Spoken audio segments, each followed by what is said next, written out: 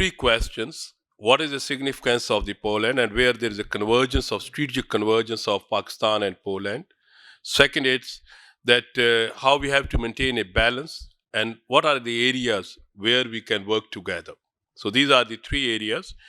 When we look about you can say Poland's national security paper, which was published in 2014, they call it National Security Something Strategy.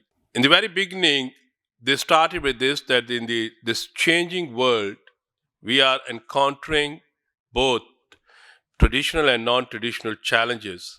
And then there was a very interesting sentence, the military threat is still very significant. Now, this is the starting point of their national security thinking. And if we start looking Pakistan's national security, I think that we also believe in this, that we have a not only military challenge, which is one of the biggest. We have seen, we are with India since 1 year, almost in a military standoff. And at the same time, we have non-traditional challenges as well. So it means that at least at the philosophical level or at the hypothetical level, we have some kind of a convergence of thinking that how we are looking the things together. Second important area of the convergence within the strategic sort of thing is that if you see that Poland is a very important member of NATO since 2 decades, and we are since almost 1 decade partner of NATO's program as partner across the globe. We are also part of the NATO as a partner, not as a member. So please don't confuse it. Sometime in Pakistan, when we say that we are a partner, even many intellectuals are thinking, oh, we are talking wrong. We have to see. But Partners for Peace is a very interesting program of the NATO that they say that it's a big menu. And in the menu where you like it to converge your ideas, you can work together. So similarly, that is the area where we can work together. And of course, we have a bilateral as well as within that framework, we have an important country with which we can cooperate. And even when we talk about these military alliances, which was in the 90s, we were thinking that they were, you can say, relics of the past. But it's interesting in 97 onward when the Poland and these like-minded states started joining the NATO, and then the NATO became vibrant, and now it's still, we have been hearing this echo of the Cold War again. And in such a situation, in this new realignment, of course we understand that the way the world is drifting towards the different ways, where we are drifting towards the China and the NATO and the others, or they are drifting towards the India, but at the same time, at the individual level, we can maintain our contact with these countries because we are not their enemy. So we have to converge and learn from each other for handling non-traditional security challenge. Third important area in this way is that Poland is a very active member in the EU, or what you call it, a new members of the EU. And its neighborhood is very interesting. And in this context, when we find this Poland, of course, EU is one of the biggest target of us to engage. So there we can use their good offices as a facilitator. That is one point of way of looking this. We can also move from geopolitics to geoeconomics when we are talking about the EU. And in this partnership, there could be more. And of course, as we have seen that Bakhtaev was saying that it's a big population, big market. If we have today 500 million trade and 2/3 is in our favor, it can be 1 billion, definitely 2/3 or 3/4 would be in our favor. So that will be the trend which could be maintained in this area. Now here is a very important point that when we are talking about the new dimension or strategic alliances, of course, we cannot ignore the trends in that, but at the same time, we cannot ignore that everyone within that alliance is not supportive to that.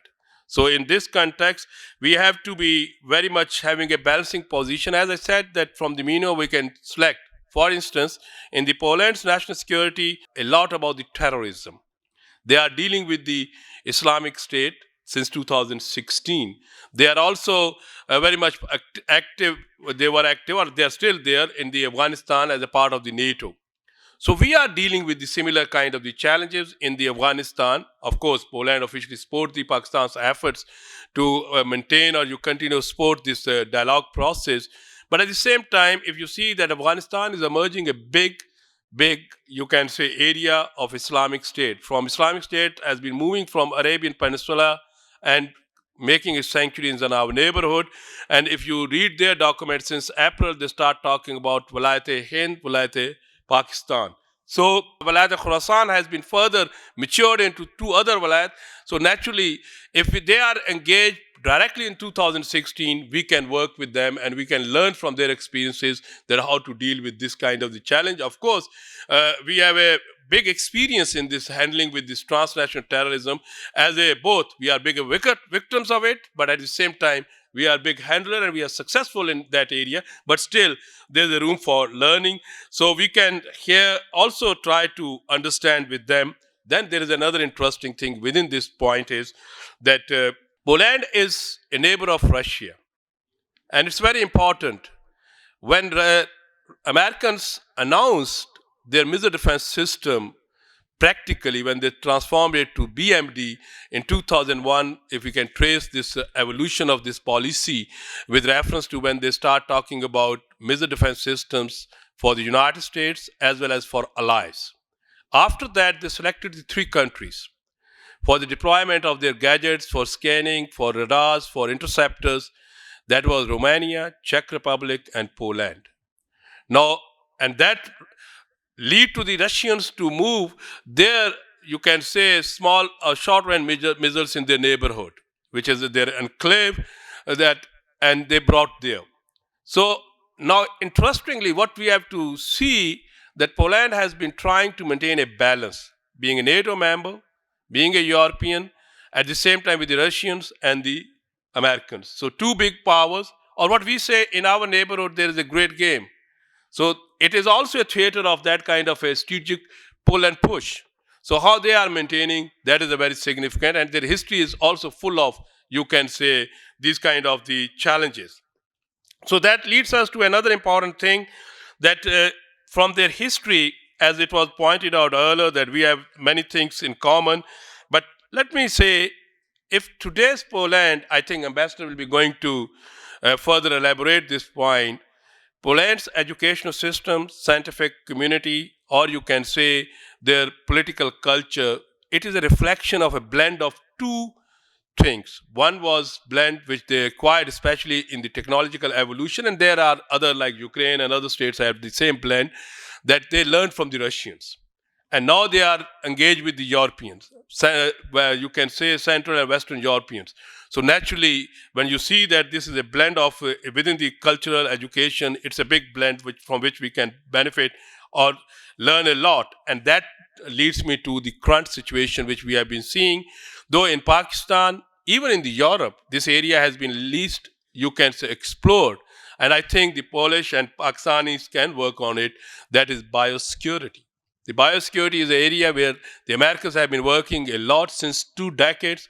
Chinese, Russians, Europeans, they were giving it a lesser attention. Countries like Pakistan, they have no idea about it. But it's a big, big challenge, and that's the reason that today we are facing this coronavirus.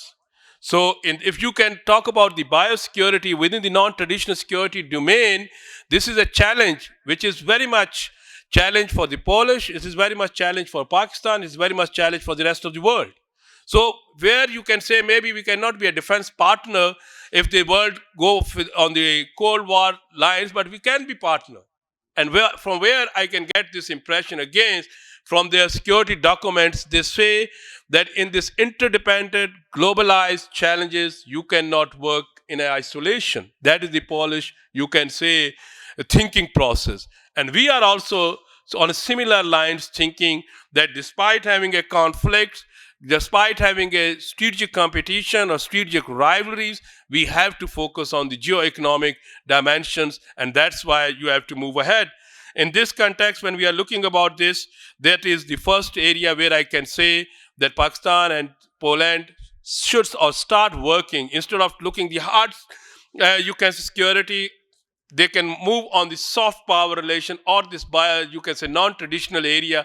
There is a big room like biosecurity with reference to these new challenges. Why after every 2 years or 3 years, we are victim of infectious diseases. If you see that today a biologist, what we say normally, that I'm not afraid of that the terrorists can get microbials or you can say pathogens for using a bioterrorism. I'm more afraid a biologist can become a terrorist.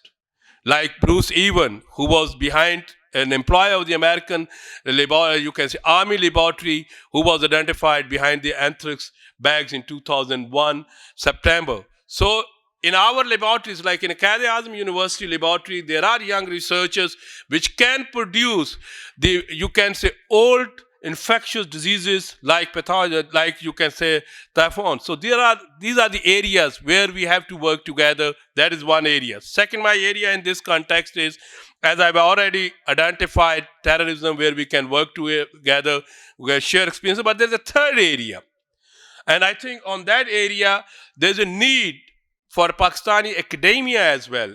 With the professor is here, and I think we learn Polish has, you can say, they were the victim historically. They were the victim of two extremist forces, two radicalized, you can say, forces, Nazis and you say the communists on the other side.